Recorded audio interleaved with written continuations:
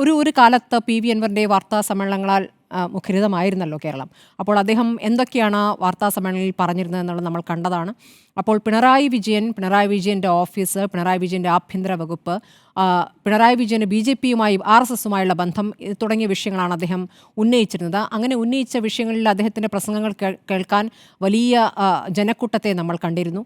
അതിനുശേഷം അദ്ദേഹം പിന്നീട് വലിയ പിന്തുണയോടുകൂടി തന്നെ തെരഞ്ഞെടുപ്പിൽ, അതായത് ചേലക്കരയിൽ അദ്ദേഹം സ്ഥാനാർത്ഥി നിർത്തുന്നു. UDFുമായുള്ള ചർച്ചകളിൽ ഒരു ഘട്ടത്തിൽ അത് മുന്നോട്ട് പോകാതെ വന്നപ്പോൾ ഒരു സ്ഥാനാർത്ഥി നിർത്തുന്നു. ആ ഘട്ടത്തിൽ അദ്ദേഹത്തിന് എത്രത്തോളം പിന്തുണയുണ്ട് എന്ന് നമ്മൾ നോക്കുമ്പോൾ അങ്ങനെ ഒരു പിന്തുണ കണ്ടിട്ടില്ല.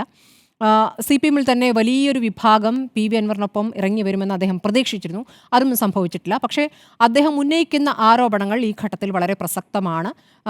സർക്കാരുമായി ബന്ധപ്പെട്ട് സർക്കാരിനെ വിമർശിക്കുന്നവർക്ക് ഒരു ഊർജ്ജമാകുന്ന കാര്യങ്ങൾ തന്നെയാണ് പി.വി. അൻവർ ഉന്നയിക്കുന്നത് എന്നുള്ളതാണ്. അപ്പുറത്ത് പി.വി. അൻവറിനെ ഒറ്റുകാരനായ യൂദാസായിട്ടാണ് ഇന്ന് പാർട്ടി സെക്രട്ടറി വിശേഷിപ്പിച്ചത്. അപ്പോൾ അവരെ സംബന്ധിച്ചും ഒരു വാശിയേറിയ പോരാട്ടമാണ്. ഈ പോരാട്ടം തോറ്റുകൊടുക്കരുത് എന്നുണ്ട്. പക്ഷേ അവിടുത്തെ സാഹചര്യങ്ങൾ വെച്ച് നോക്കുമ്പോൾ LDFന് അത്ര അനുകൂലമായ സാഹചര്യമല്ല നിലവിലുള്ളത്.